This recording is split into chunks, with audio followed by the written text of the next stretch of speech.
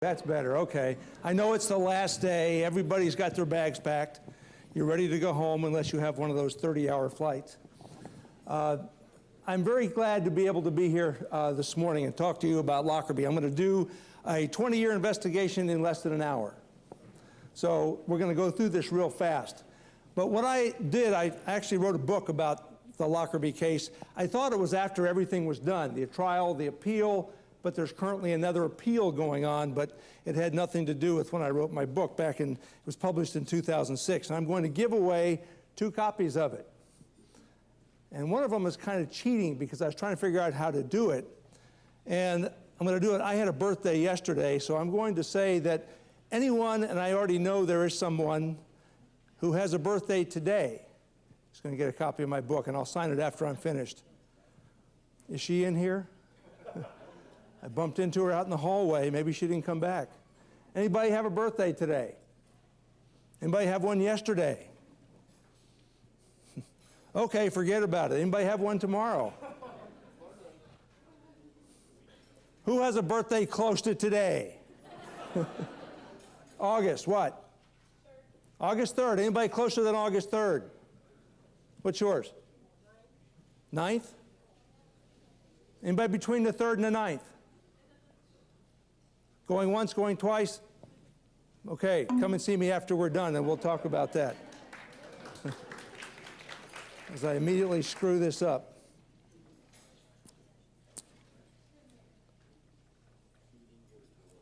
Okay, life is good. I'm going to talk about the significance of forensics because that's why you're here. That literally drove this case. A lot of people think it was intelligence and we made stuff up. I'm going to talk about attention to detail because you're going to see some very minute pieces of evidence that were collected at the crime scene by police officers in Scotland. I'm going to talk about cooperation between agencies because even though I'm going to go through this very quickly and you will think, well, you know what, they always got along and shared information, it didn't happen. Significant problems. We had problems with the forensics people in the UK because they had one person looking at all the evidence. And when we offered to help, they said, no, we want to do it ourselves. Some big mistakes were made. I'm going to talk about the importance of pre-planning because when something like this happens, you can't be sitting here saying, now what do we do? You have to think about doing it. And because Catherine's not here, and I also think it's important, I'm going to talk about working with victims. Back in the mid-1980s, the U.S. was being attacked by terrorists all the time, although you didn't read about it very much. It wasn't 9/11. It wasn't the first World Trade Center attack. It was happening overseas. And the U.S. government passed 2 statutes which gave the U.S. government the right to collect evidence and bring people to trial. The first one of those statutes that was passed said that if you kidnap an American during the commission of a terrorist attack, the U.S. government reserves the right to collect evidence, and if we get our hands on you, we'll bring you back to stand trial. The second statute that was passed 2 years later in 1986 said that if you kill or injure an American during the commission of a terrorist attack, the same thing applies. Now, it does not mean that the U.S. government, the FBI, shows up in a foreign country and says, here we are, we're collecting the evidence. That country has the right of first refusal. If they say we don't want to do the investigation, we don't have the capacity to do the investigation, we will say, okay, will you allow us to do it? And normally that would happen. But most countries want to. The UK certainly had a dog in that fight because they lost 11 of their citizens on the ground, as well as losing some people from the UK that were killed actually when the plane crashed. So we're going to have to work with them. And you can see the 1980s. There were some significant numbers of attacks against aviation. 4 of those 26 attacks that took place in the 1980s killed almost 900 people. There was an Air India attack that took place in 1985 that killed 329. Second one was an attack on a Korean airliner that took place, done by the current president of North Korea today, Kim Jong-il. He actually bombed a Korean airliner out of the sky that killed 115. PanAm 103 was the third that killed 270. And then there was a French flight, UTA 772, that crashed over the African desert in 1989 that killed 171 people. So aviation attacks were a significant thing. We know about all the threats that happen in the world today. The world's a very dangerous place. But back in the 1980s, there was a lot of things happening. Number one, there was a war going on between Iran and Iraq. People were dying all the time. Hundreds of thousands of people were dying in that war. And And if you remember, one of the things that occurred during that war was there were tankers being sunk by both the Iranians and the Iraqis. The Kuwait government asked the United States to come and put American flags on the tankers, telling both Iran and Iraq, if you attack on a tanker, it's an attack on the United States. And we sent a huge buildup into the Arabian Gulf to try to deter them from sinking these ships bringing oil to the West. But there were a lot of other problems. In 1986, Muammar Gaddafi had his tent bombed, and you're going to hear about that. We believe was the motivation for the Lockerbie attack. But in 1986, his tent was attacked by the U.S. government in retaliation for the bombing of a discotheque in Germany that killed several U.S. servicemen. In 1986, the leader of a Palestinian group that you're going to hear more about in a minute actually said that there would be no safety for anyone traveling on an American or an Israeli airliner until the Palestinian-Israeli problem was settled. Anybody wants to think that threat's gone away? I don't think so. That problem will probably never be settled in our entire lifetimes. But in 1988, the U.S. government is in full force in the Gulf region, in the Middle East. And on July the 3rd, an Iran Airbus took off from an airport in Iran, taking pilgrims to Mecca. And as the plane gets altitude, someone on the USS Vincennes notices this airplane, and they misread it and believe it's attacking their position. The commander of the USS Vincennes orders the plane shot down, and instead of shooting down a military airplane coming to attack them, he shoots down this Airbus with 290 pilgrims on board the airplane. Certainly the government of Iran was very upset and had a reason to retaliate against the United States. A couple months later in Germany, in October 1988, 16 Palestinian terrorists, members of the Popular Front for Liberation of Palestine General Command, PFLP-GC, and I'll refer to them several more times. The PFLP-GC were arrested in Germany in the possession of bombs designed to be used against aviation. This cell was taken down, the cell members were arrested, and the world community was notified about these bombs. A couple months later, in early December, there was a warning called into the U.S. Embassy in Helsinki, which said that in 2 weeks' time, a Finnish woman is going to carry a bomb on board a flight from Frankfurt to the United States. Very specific information. Again, all these things, nobody was connecting the dots back then, but these were some of the threats that were facing the United States in 1988. On the 21st of December, PanAm 103 actually started in Frankfurt as a Boeing 727. About 150 passengers and crew flew from Frankfurt to London, where they then got off that aircraft and got on to the continuation of that flight, which would take them on to New York City and eventually to Detroit. This is the Boeing 747, the Maid of the Seas, scheduled to leave at 6 p.m. 259 passengers and crew were on board that airplane. As the aircraft takes off, it actually departed at 6:25, and as the aircraft gets altitude, air traffic control tells them that the wind is very heavy that night, and they're to take a more northerly routing, which kept them over land a little bit longer. This is where we're going to start to get lucky. The airplane, instead of going out over the Irish Sea across Ireland to the United States, would stay over land for about an extra 30 minutes. And the airplane started north to go south of Greenland, south of Iceland, and then on into the United States. Plane takes off at 7:25, and at 7:03 it disappears from radar, 38 minutes after it takes off. Nobody knew exactly what happened at first. The aircraft starts to drop its cargo. The airplane breaks up as it falls on the small village of Lockerbie, about 400 miles north of London. These pictures were taken in December, so you're going to see, it wasn't like they were fighting snow. They weren't fighting ice and sleet. It's a pretty day. The ground is relatively soft, which you'll see in a picture in just a second. But it's also very rural. It's a town of 3,500 people, policed by the smallest police force in the United Kingdom, the Dumfries and Galloway Constabulary. This is what they faced at 7 o'clock in the evening on December the 21st. If you look at that photograph in the upper right-hand part of the screen, you can see how the aircraft broke apart. If you start at the upper left, the explosion inside the cargo container blew a dinner plate-size hole in the side of the plane. The wind, for lack of a better word, from that explosion, the gases went across the cargo container, hit the other good wall, came back across, and ripped the nose cone off the airplane. This literally took less than a second because there were no warnings in any of the black boxes which were recovered. And the airplane started to break up. The nose cone came off, knocked off the number 3 engine, which then knocked off a tail, and from 31,000 feet, the airplane and its cargo started to fall over southern Scotland. If you can see those yellow and blue trails, the Scots taught me a lot of words. One of them was debris. This is where the debris went.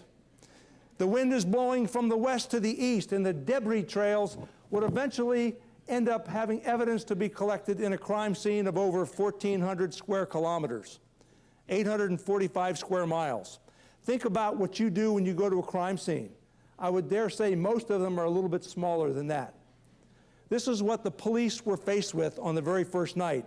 The chief constable set us several goals. Number one, he said, I don't know what caused this. If I had a week to talk to you, we could talk about what leaders do in times of crisis. When you think about this police force, their biggest crime problem in 1988 had been bicycle theft. And all of a sudden, you have a chief constable that says, I need to do something to find out about this airplane that fell on the village of Lockerbie. And he went out, the first thing he said, I'm going to bring all the bodies in by Christmas. He failed. Couldn't happen. Weren't enough people, even though we got hundreds of people from other police forces and from the military. He said, we're going to get all the aircraft and its parts, and we'll get those collected in a couple of weeks. The police collected evidence in Scotland for over 2 years before they eventually said, we don't think we're going to find anything else. At the very end, where those two trails come together, is the village of Lockerbie, where the main part of the airplane fell, but the wind blew debris and evidence to the east side. Literally, it was scattered from coast to coast in Scotland. This is an area called Sherwood Crescent on the western edge of Lockerbie. It's where the aircraft with 3 of its engines and the wing box actually crashed into the village. This was a cul-de-sac. This is where all 11 people on the ground who died were killed. If that airplane had gone about another 200 yards, it would have crashed into an open field on the other side of the interstate, west of Lockerbie, and no one on the ground probably would have died. But unfortunately, the airplane crashed there. And you can look at that hole, the crater that was caused. It's about 30 meters long. It's about 10 meters deep and 10 meters across. It's a big hole. And you can look in there and say there's not much of that airplane that's left. Another photograph of that crater. There were about 28 houses that were either partially or totally destroyed when the aircraft crashed into the ground, when 200,000 pounds of aviation fuel started to burn. This became the signature of the crash, the Maid of the Seas, the cockpit of the airplane, which crashed in a field of Tundergarth. There were about 11 or 12 first-class passengers, as well as the 3 members of the flight crew, still in that piece of cargo, that piece of aircraft when the police got there. Again, this photograph, very famous picture taken of the PanAm 103 airplane. Imagine this wheel well assembly from a 747 crashes on your deck outside your house while you're having dinner. Fortunately, no one was killed here. This is the engine that came off. It literally is 5 meters into the ground, right in the center of Lockerbie.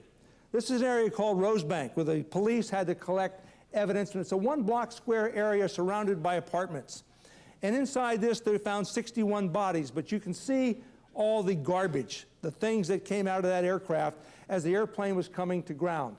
As the airplane continued to fly from 31,000 feet, as it's falling, the engines are still running. And the aircraft is dumping out its cargo and its passengers. And Lockerbie sits on the side of a hill. And as the aircraft comes down, it loses altitude, and about 200 yards later is where it actually crashes into the area of Sherwood Crescent. Despite all that, I don't know what this says about French champagne. That bottle fell 31,000 feet. You can see how soft the soil is. Very soft soil when they went to collect the evidence. Well, clearly, we didn't know what we had. We're sitting in Washington, and we said, was this an act of terrorism? Was it an accident? Something that had to be determined. If it was terrorism, we certainly had a lot of suspects.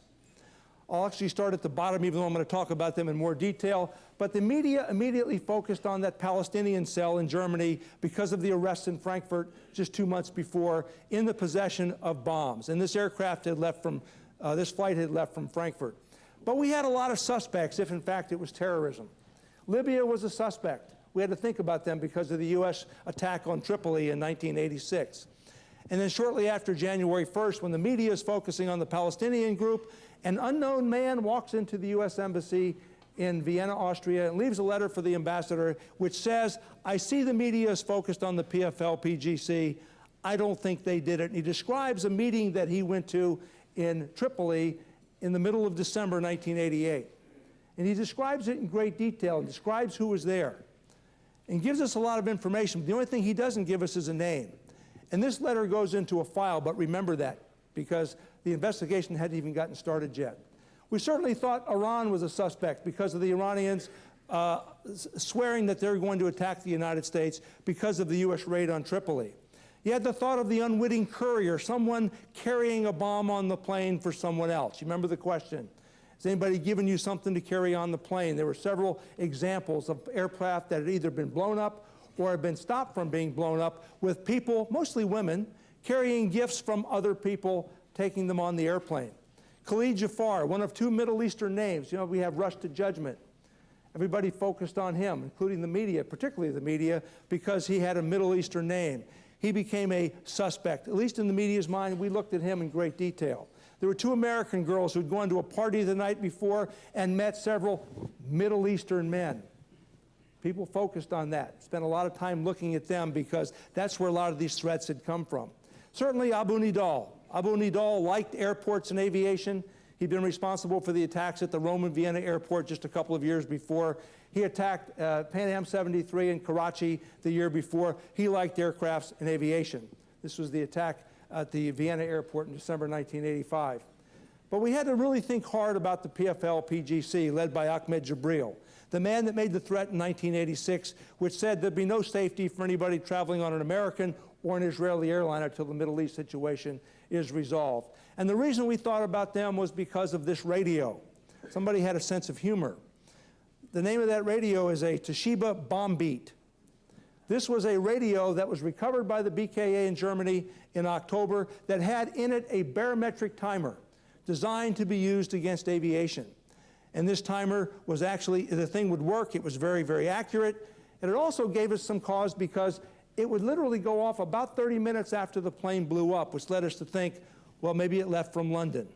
And the BKA was very quick to say, this bomb did not leave from Frankfurt because we wrapped all those people up. It didn't happen here, if in fact it was a bomb. Nothing to do with us. And there was a lot of discussion about that in the early days. The police constable, the chief constable, sent everybody out into the field and said, collect everything. Unless it's growing there, pick up everything.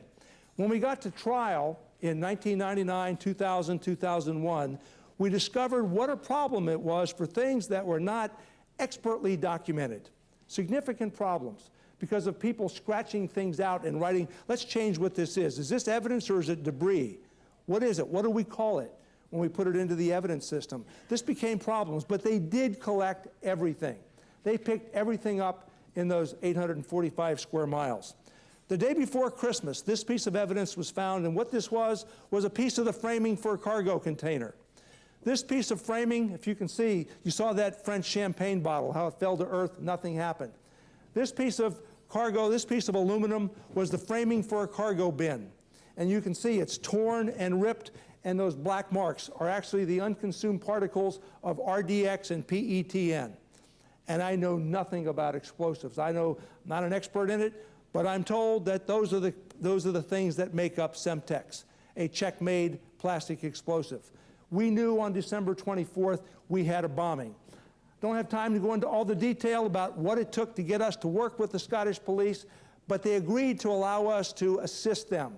We did not collect evidence. We did not examine evidence. But we would do the investigation together, although it took us almost 2 years before we actually did it really together. It took a long time because we did a lot of everybody not sharing, just running off and doing their own thing. This is the actual cargo container. If you can see the one behind it that's got the PanAm logo, that's made out of fiberglass, and that survived other than being broken, that 31,000-foot fall. But this piece of cargo container, as you can see, was totally ripped apart. And the framing, they put that back together. They also knew exactly where it stood, where it sat in the aircraft based on its number. And it sat right where the seat of the explosion was. And forensics people would tell us that the suitcase was about the second layer of bags right next to the edge of the aircraft, where it was stacked when they did tests to try to find out what it would take to blow up a 747 and to bring it down. But we also knew that the bags that were in that container, some of them had come from other passengers who had flown into London and were connecting to this flight, but the vast majority had come from the Frankfurt flight. So we immediately started to think about the PFLP-GC. This is a photograph of the reconstruction of the airplane, and you can see in the bottom of the photograph where the airplane actually, the major structural damage took place to the aircraft. Close-up of the same picture. That's a finger. And anybody want to think that that's not a small piece of evidence? Excuse me. When they're fooling with that cargo container, they were shaking it and this fell out. Somebody picked it up and said, "What is it?" Took them a while, but they said, "It's a piece of a circuit board. What does it match?" And we got a little bit lucky because it had numbers on it. And they matched it to a circuit board. Circuit board of a Toshiba, RTSF-16 radio. It's a Toshiba, but it's not the same as the one used by the Palestinians. A little bit different, but we also learned that bomb builders like to use some of the same components. If this worked, something else will work in the future. So we immediately started to think it's the PFLP-GC. And we started to focus on this cell in Germany. And the Germans did not want to admit that, yes, in fact, this had been that cell. These people are all in jail. So when we started to focus on, we asked them, where are these 16 people? Well, we still have 2 of them in custody. Where's the bomb builder? Well, he went back to Jordan because he was actually a double agent. He was working for the Palestinians and he was working for Jordanian intelligence, and we had to let him go. Well, where are all these other people? Well, there's still 2 of them in jail, and they've been charged with bombing U.S. troop trains in 1987. They're still sitting in jail, but they weren't talking to anybody. And the Germans said, besides, we wrapped up this cell, but something happened. We convinced them to go back and research one of the apartments that they had searched the year before based on information we had gotten from the Jordanians. They went back and they found several other electronic components, which they took back to BKA headquarters, took them into the lab. Lab technicians started to fool with them, and one of them exploded and he was killed. And the Germans got very upset. They did something unprecedented. They allowed the Scots and the FBI to come and assist them in a series of searches and interviews in April of 1989. And they allowed us to go do it. We looked through the apartments, we looked for evidence, and we found absolutely nothing that would connect them to the PanAm 103 bombing. And it was very frustrating because the media, this was a big deal. This was the 9/11 of its day. This was a big story that was in the media for a long period of time, and it's going to be a long time before we stop looking at the PFLP-GC. But in the meantime, Scottish police officers are scouring the countryside, and they're picking up things, and it's being very slowly examined, and it's being taken down to England to be looked at a place called Rardy. And they're looking at the evidence. And they're starting to bring items back to them, small bits of clothing that had been shredded and torn and burned, and the forensic examiners could tell us with certainty which pieces of evidence were in the bomb bag, were right next to the seat of the explosion. And these small items of clothing were being recovered, being examined, and we were starting to put the pieces together. Again, forensics. And they told us that by looking at some of these things, there was one thing that was constant. The strongest part of any piece of garment was the collar. And the one thing that seemed like it survived a lot was the label. I guess if you bought clothing's worth of labels, if you travel a lot, it probably survived better than the clothes that we all wear. But in addition to the clothing they were finding bits and pieces of a suitcase. Eventually they would find 54 pieces of a suitcase, as well as the lining, which helped us get our lead, which led us to the Samsonite company in Denver. And this Samsonite Silhouette 4000, antique copper, bronze colored in color, that contained the bomb. So 6 months have gone by. We know it was a bombing. We figured it was probably terrorism, although we looked at everybody to find out, did somebody want Aunt Tilly dead? Somebody want to kill their husband or their brother? We couldn't find any of those things. We believed it was probably terrorism, but there were no claims by anybody that we would look at as a responsible group. There were several claims the first couple of days, but nothing that could be substantiated. We're looking at everybody and we're looking at everything and not sharing information very well when we started to look at the island of Malta in the summer of 1989. Now, the bombing was in December. 9 months later, Scottish police officer goes to Malta to follow up on those pieces of clothing because a couple of the tags that had been discovered at Lockerbie had the notation in the label, made in Malta. We didn't know exactly what this meant. We go there because of this item of clothing, and you can see it's very small, but the forensic examiners tell us it's got the hallmarks of being burned, probably was in the seat of the explosion because many other suitcases came to earth totally intact. Some of the other suitcases that were near the bombing, the clothing was torn, it was burned, but not like this. They said this was probably right in the suitcase. The front side, you see the word Yorkie. On the back side of it, you see the number 1705, which indicates the lot number for that piece of evidence. So the Scottish officer goes to Malta. What we don't know about, because the forensic examiner said, I'm doing it all myself, he had not yet opened it up. All we know is Yorkie clothing, that's a lead. All those items that you see on the bottom part of that photograph were not recovered for about another 4 months because he hadn't gotten into that piece of evidence yet. We knew we had the Yorkie clothing, and when you look at the very bottom left of the screen, you're going to see a very small silver piece. That small silver piece, we believe, was this piece of the speaker grill from that black Toshiba radio. The black plastic is pieces of the black plastic of that two speakers Toshiba radio. That piece of white at the bottom is actually, lest you think we're really brilliant, was actually the instruction manual for that radio written in Arabic. And that small fragment that you see with the circle around it, that piece of evidence solved this case. That piece of evidence was smaller than that piece that you saw on that finger. Smaller than that.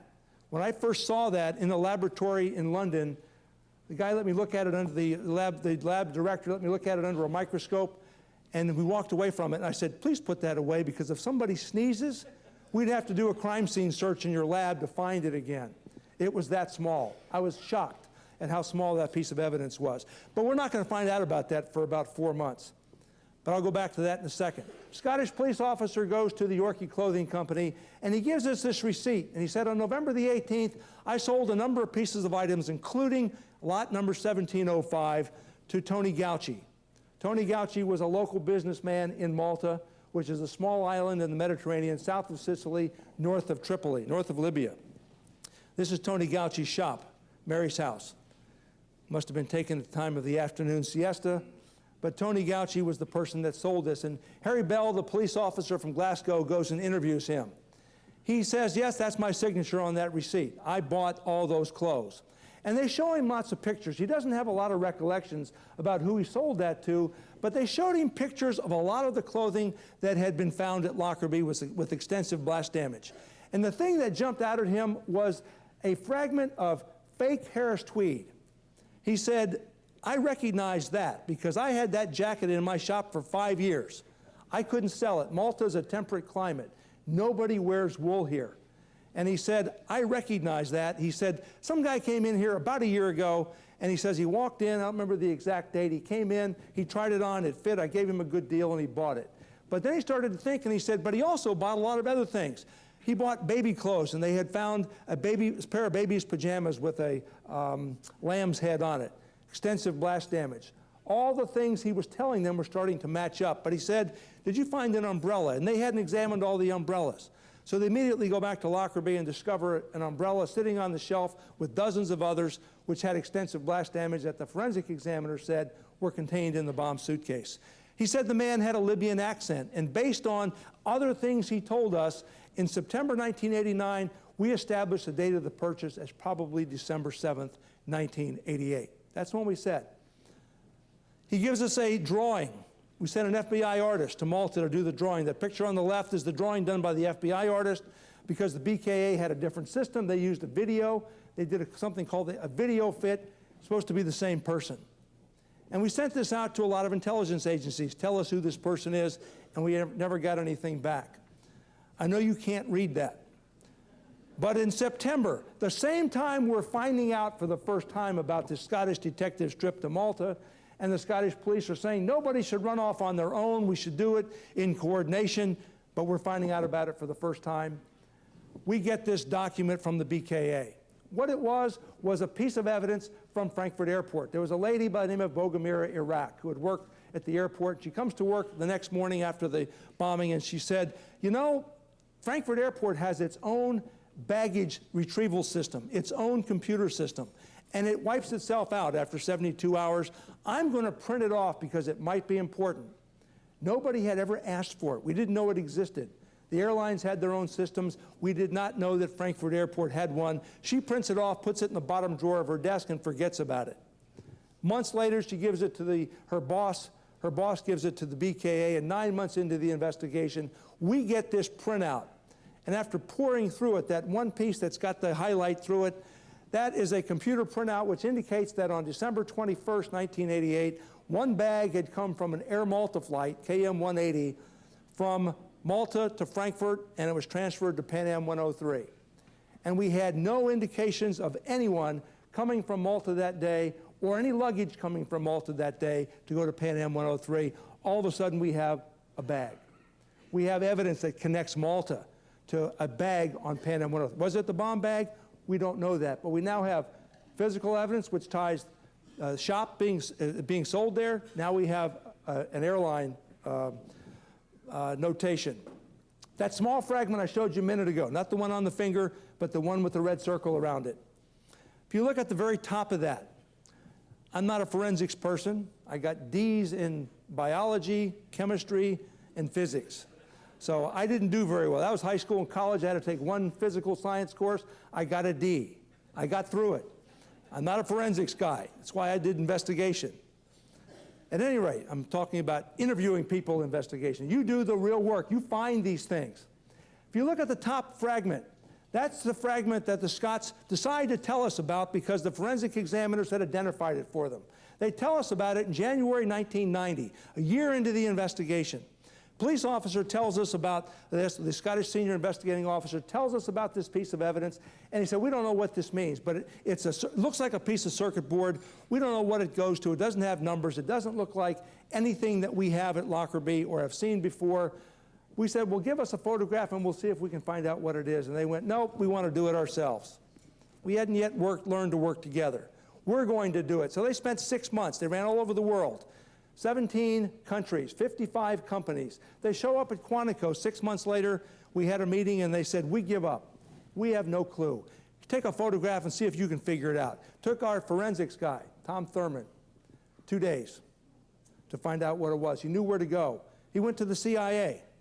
And he goes out and he said, do you guys have something that looks like this? And they looked on their shelves and they, not only they have photographs of something that looked like that, they actually had a timer that had been seized, and more on that later. If you look at the comparison, if you look at the cut, how that's cut right behind what looks like a 1, that was designed to go into a waterproof, sandproof box.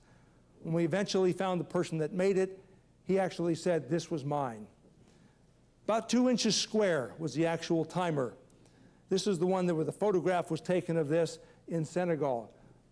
We find out that the first one that we actually have in the possession of the U.S. government was a timer that was made in, was discovered in Togo. We don't know where it was made yet. Discovered in Togo in 1986. Nobody knows where it came from. The second one was recovered in Dakar, Senegal, at the airport. 2 Libyan intelligence officers in February 1988, 10 months before the bombing, went through the airport. They were arrested with explosives, and they had this timer on them. We had photographs of that, but it solved one of our problems. We were always thinking it was a barometric timer that should have gone off 30 minutes after it left. Now what we believe we have is a straight timer. Set the time. It doesn't matter how many times the plane goes up and down. It's a straight timer. Let's figure out who did this. When he takes it apart, when Tom takes it apart, he finds letters on the back of it, M-E-B-O. And he finds these letters. We don't know what MEBO is, but eventually we would find them. It's a firm in Zurich, Meister et Bollier, first 2 letters of each of their last names. They have a magistrate's hearing in Switzerland. Very frustrating because as an investigator, I want to talk to you. I want you to tell me what you know. We had to go through a magistrate, through judges. And that we gave them questions and the judges asked the questions. But they tell us generally the same thing, the 2 principals and the person that actually built the timer. They said that the Libyans had asked them in 1985 for prototypes that they could have a big order for. They said, make us 20, we'll test them. If they work, we'll buy more.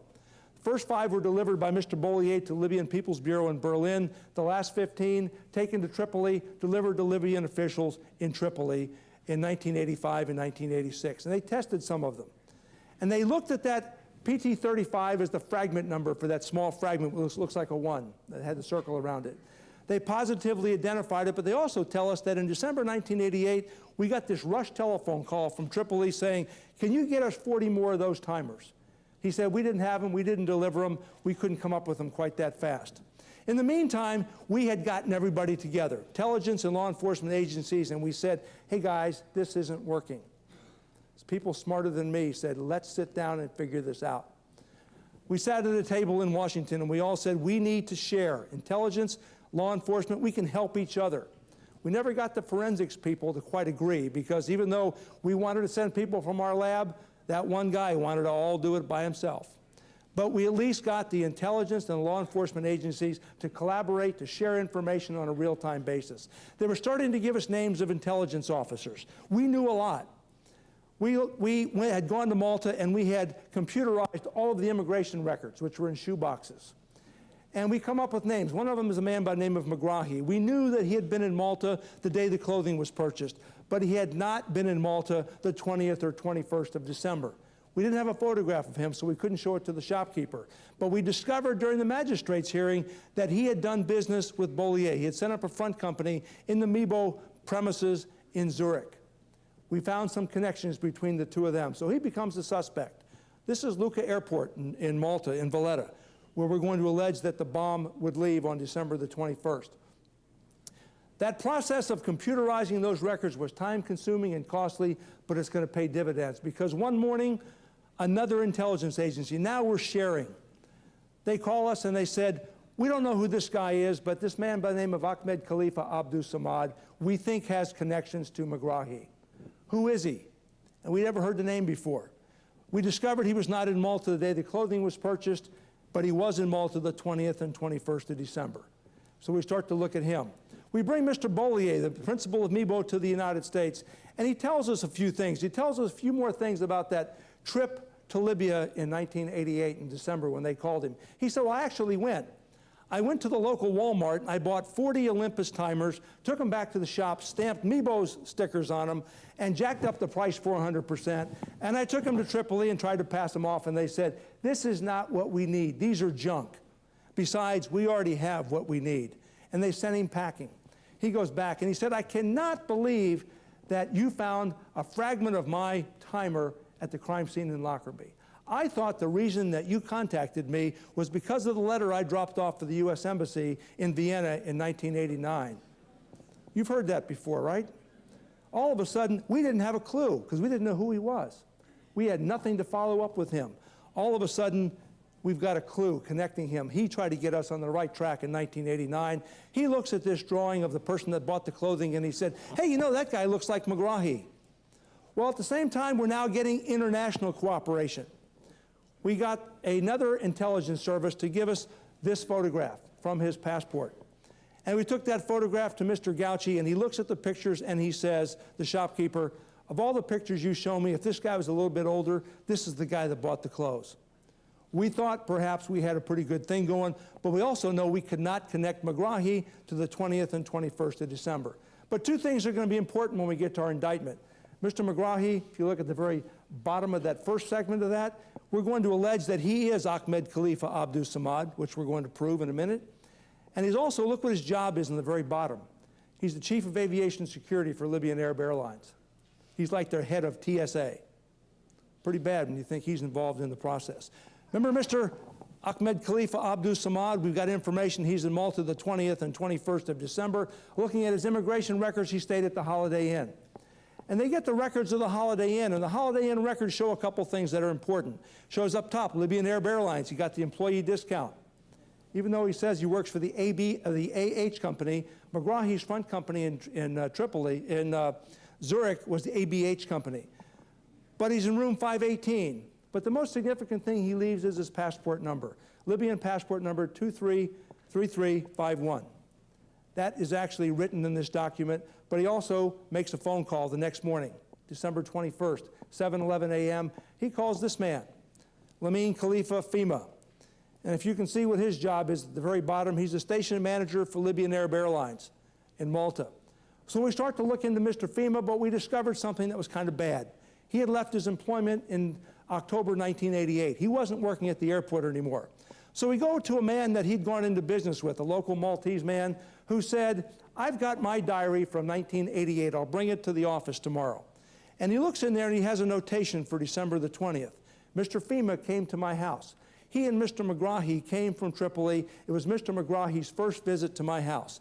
We've got no evidence Mr. Megrahi's there. We know Abdus Samad is, but we have no evidence Mr. Megrahi's there. So we're starting to think maybe Mr. Megrahi and Mr. Abdus Samad are the same person. So he says, in addition to that, Mr. FEMA's office is right next door. It's abandoned. Would you like to look through it? Anybody want to guess what our answer was? Oh, thank you very much. And we go in, we look through it, and we find two things that are significant. One of them is his airside access badge, his security badge for Lucca Airport. This is in 1991, still sitting in his desk, good until December 31st, 1988. He had access to that airport in December 1988. But the second thing he gives us, we find he leaves behind, is his diary for 1988.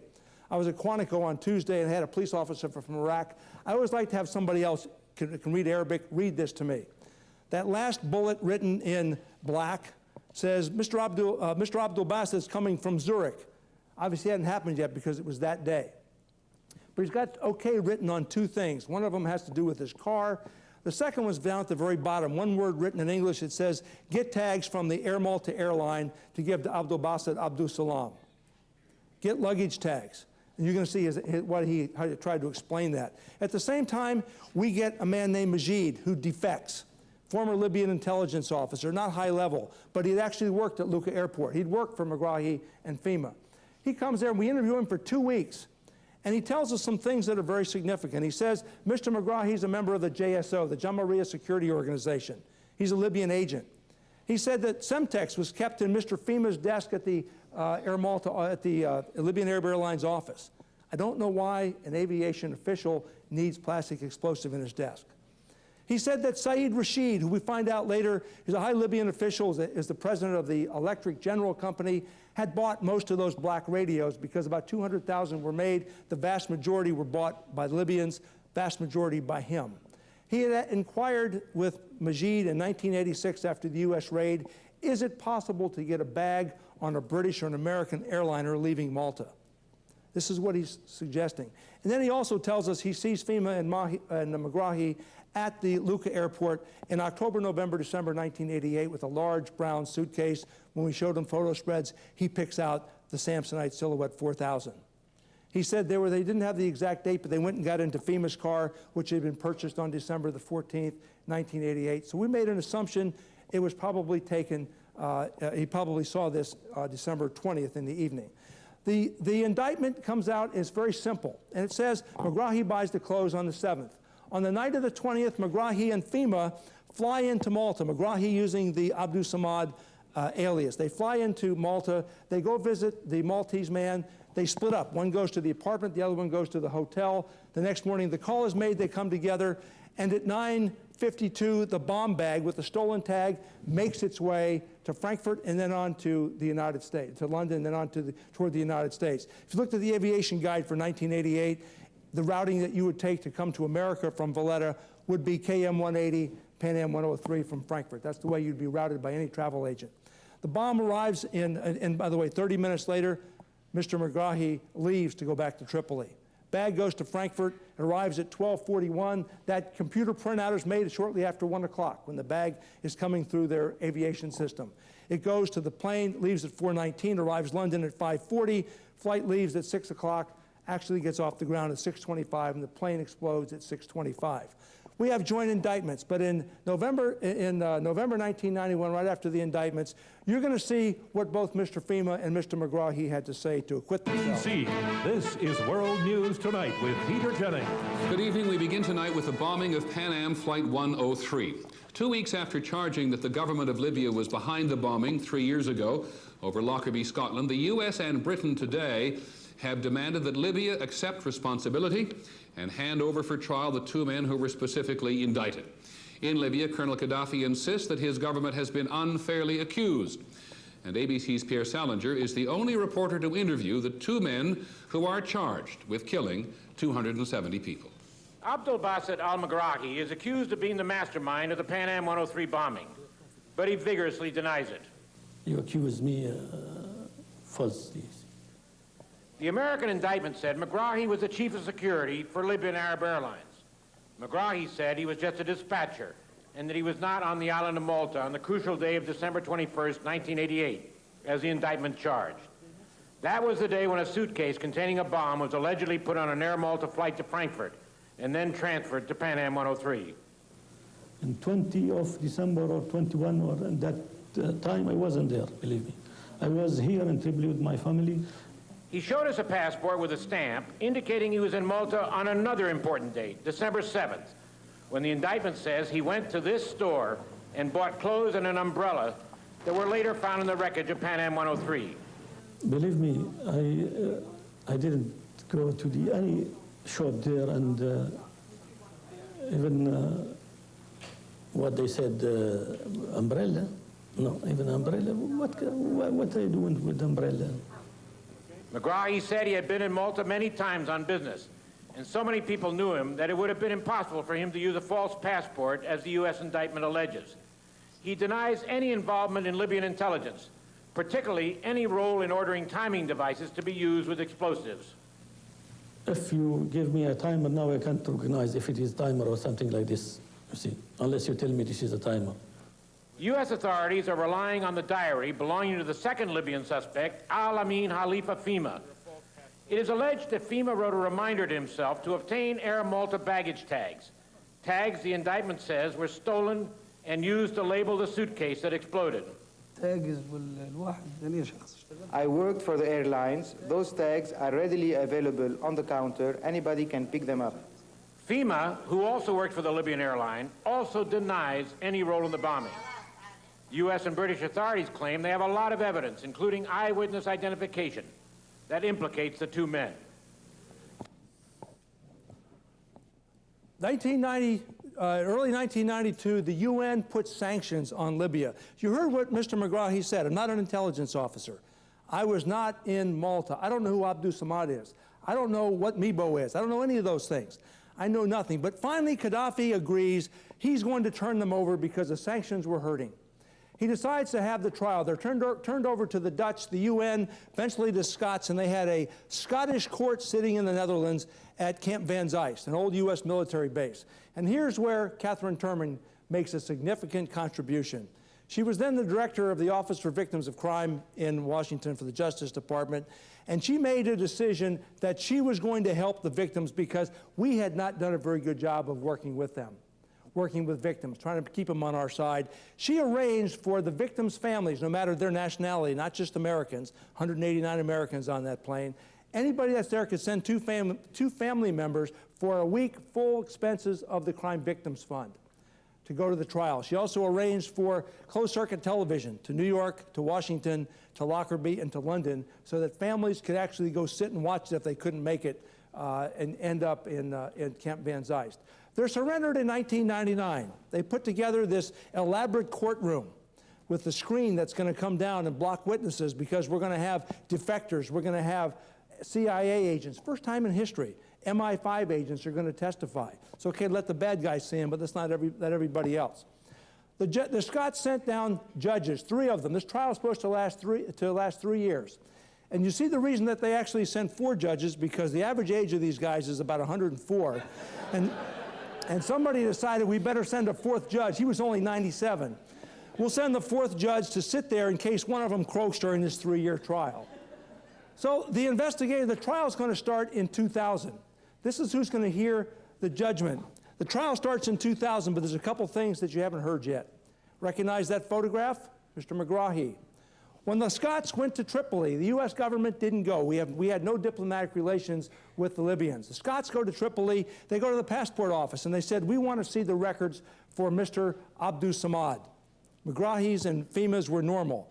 They find only one document in the Abdul Samad file, and it says, remember what Megrahi said, I don't know Abdul Samad, I'm not an intelligence officer. They find one document in the file. It's a letter from the Libyan intelligence service to the passport office, which says, we'd like to have a coded passport for our intelligence officer, Megrahi, and we'd like you to make it in the name of Abdus Samad. Not only that, this passport shows up with him when he comes to trial. He brings the one you saw that Pierre Salinger showed you, but he also brings this one, 332351, the same passport number that he signed in as Abdus Samad at the Holiday Inn on the 20th of December. He shows up there, not that it's a crime to lie to a reporter, but I think this helped nail his coffin, helped get him convicted. When they hear all the evidence trial started in May of 2000, and in the 31st of January 2001, they announced their verdict, and I was there. It was very electric. I was there with a lot of the families to see the reaction that they had, because this was really going to tell, what do these judges think about our evidence? They found Mr. Megrahi guilty. They found Mr. Fima innocent and sent him home. Megrahi was sentenced to first 20 and then 27 years in prison. His appeal was upheld, and a year after the trial, he was actually taken to Glasgow to spend the rest of his life, which will be the rest of his natural-born life, in prison. There is a second appeal that was granted to him a couple of years ago. He currently has prostate cancer and allegedly only has months to live. There's a lot of people that think he should be freed on compassionate grounds. Needless to say, I don't take that same view. That's another story. How did we keep, and I'll tell you, Gaddafi has admitted he did this. He paid the families $10 million apiece. $2.7 billion was paid to the families. He's renounced terrorism, but amazingly enough, he gave up his weapons of mass destruction 7 days exactly after the U.S. found Saddam Hussein in a hole. Anybody want to connect the dots there? I think we can all do that. We had some things to keep the investigators motivated. There were about 16 children on that plane under the age of 6. We all had kids. We had an awful lot of frustrating days when we would show up and we had nothing to report. People were banging our doors down. What's going on? Who did this? They wanted an answer on December 23rd, or 24th, when we knew it was a bombing. Who did this? So we kept this baby shoe up. That motivated us. The second thing was the Scottish police and the FBI disagreed about a lot of things. But there's one thing we always agreed on. That attack was the United States of America. The attack on that airplane was an attack on the United States. So this picture of the nose cone of PanAm 103 with the American flag on it was kept up because we thought we're doing this not only for the kids, we're doing it for our country. It was something that kept us motivated every single day as we'd get to work. This is the cemetery at Lockerbie at Drifesdale. There are about 4 memorial sites in Lockerbie. This is the one where they buried all the people who could not be identified. There was no DNA, at least not widespread, in 1988 and 89. A lot of the bodies, I think the exact number is somewhere around 35, never identified, buried in a mass grave there. Very, very old cemetery, and it's a place that you can't talk very loud when you walk there because it's such a moving place. The Scots decided that American families, because there were 189 of them, needed a place to come in the United States, so they donated 270 stones to represent all of the families, and they had these erected at Arlington Cemetery about 10 years ago. And it's a place that they meet every December 21st. We learned a lot of lessons. We learned about sharing information. I learned about the power of forensics, paying attention to detail. You know, I remember when I went through the FBI Academy in 1971, I got the fingerprints, I did tire casts, I did all that stuff that I never used. I did fingerprints one time on a stolen car. I just figured, we're never going to identify who stole this car, but we impressed everybody in the neighborhood by dusting and taking the prints off. That's about the only time I ever did any forensic work. And I saw how valuable and how important it was what you do, what forensic scientists do. You can solve major cases. Pay attention to all the detail. Document clearly and completely what you do.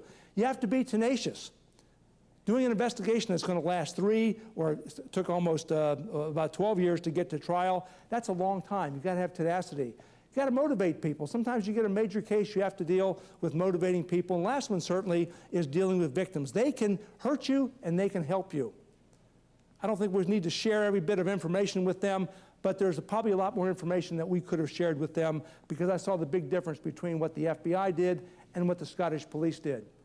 People have said we were enveloped with love when we went to Lockerbie.